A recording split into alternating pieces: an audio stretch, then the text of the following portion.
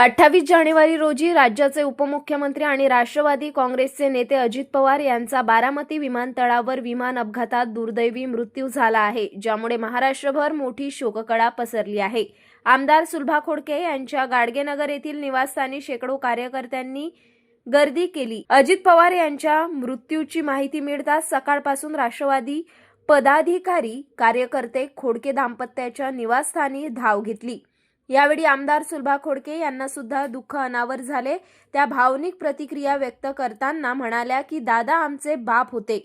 दादा सोबत पक्ष स्थापनेपासून खोडके साहेब होते।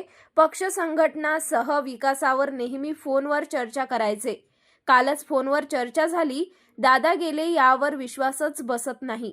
पाणावलेल्या अश्रूने आमदार सुलभा खोडके यांनी प्रतिक्रिया व्यक्त केली।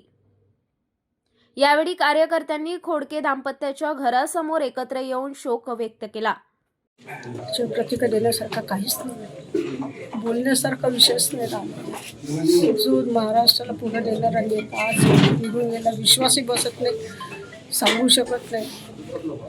आता नीती पुढे जे काय घडलं त्याला आता पुढे काही करू शकत नाही, पण आम्हाला तर वाटतच नाही की आमचे दादा अजितदादा परत जिवंत होतील एक विश्वास असं मनामध्ये येतो। कहाणी त्यांच्यावर झळकली, फार मोठी राजकारणातील सगळ्यांची खूप मोठी हानी आहे। दादासारखा नेता होणे नाही, महाराष्ट्राचा दादा होता, आमच्यातून निघून गेला, याच्या एवढं दुःख तर कोणतंच असू शकतो।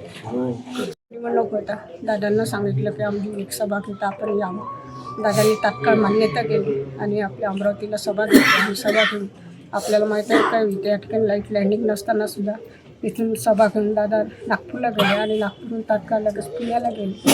म्हणजे एक विश्वास होता त्यांना, एक ही सभा झाली त्याचा आनंद त्यांनी गाडीत बोलून दाखवला।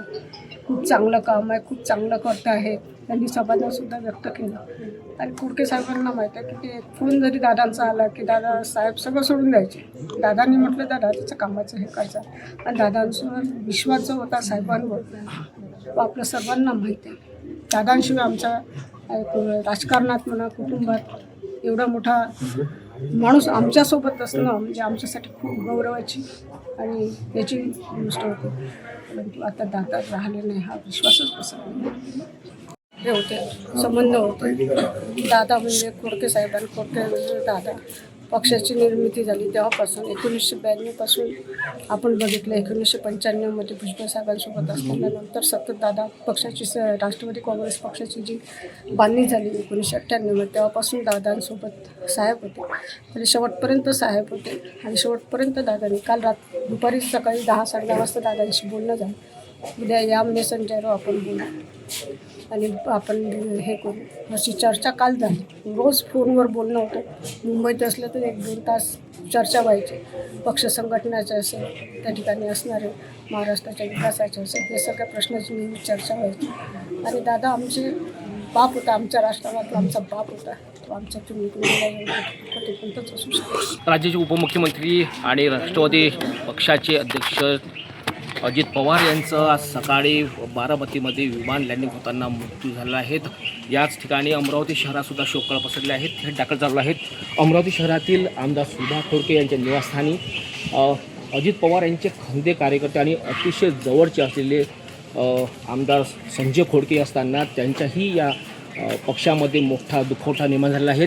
गाडगेनगर परिसरामध्ये आपण पाहू शकता आमदार सुलभा संजय खोडके आणि आमदार संजय खोडके यांच्या निवासस्थानी कार्यकर्त्यांची मोठी गर्दी जमलेली आहे। शोक व्यक्त केला जात आहे।